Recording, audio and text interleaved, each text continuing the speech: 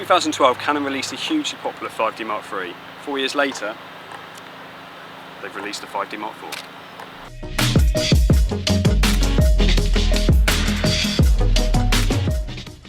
Let's have a closer look at the specs of this camera. At the heart of the new 5D Mark IV is a brand new 30 megapixel sensor, which is powered by a Digic 6 Plus processor.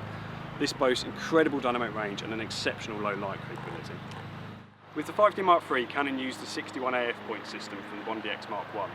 Done a similar thing with this, so the 5D Mark IV has the same AF system as the 1DX Mark II, so it's a 61 point system, 41 cross type, and it also is focusable at f8 and down to -3 EV.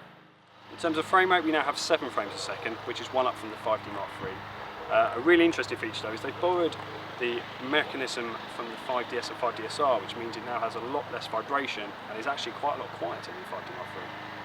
Amongst a host of other features, this camera now has Wi-Fi, NFC, and for the first time in a Canon camera, FTP transfer over Wi-Fi. So the 5D IV has some massive boots to fill in terms of video.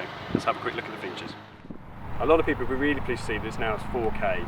Shoots at 30 frames a second DCI. In HD, it will shoot 120 frames a second at 720 and 60 frames a second at 1080. Another thing that's really going to excite filmmakers is the addition of a dual pixel AF. This has been brought across in the 1DX Mark II and it's really going to make this camera a world apart from others. In terms of the ergonomics of this camera, if you're a 5D user already, you're going to be pretty much at home, whether it be a Mark II or Mark III. First thing you'll really notice is they've moved the badge. The reason for that is they've actually put a USB 3 port on the side here, so they've had to move the remote switch to the front.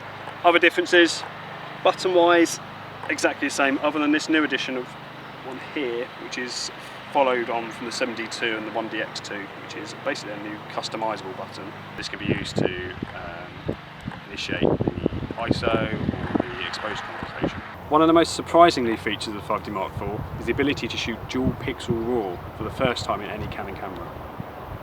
By using different materials, Canon have also managed to shave 50 grams off this camera compared to the 5D Mark III, which is unusual for a new camera because most of the time they're actually a little bit heavier. One thing that's going to surprise a few people is actually that this doesn't have a CFast card. So the 1DX2, when that came out, to record the 4K, you had to buy an additional CFast card, but Canon have managed to get this to go onto a normal SD card or a normal compact flash card. Battery wise, you've got the LP6N, which is brought across from the 7D Mark II and the 5DS and 5DSR. In terms of grip, you can still use the original 5D Mark III grip, but Canon are also bringing out a new grip which will help disperse the heat if you're shooting in 4K. In addition to the 5D Mark IV, Canon have also announced 2 lenses this morning. They've announced a 24-105 Mark II. They've also announced this, which is a 16-35 2.8 Mark III. The 5D Mark IV, pre-order today from Park Cameras.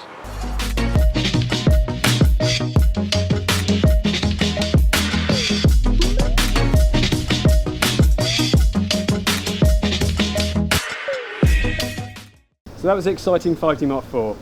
If you're as excited as us, please make sure you place a pre-order on our website. We should get the first UK stock in mid-September. September? Yeah, it's mid-September. I don't want to wait till September. Well, that's the only one in town.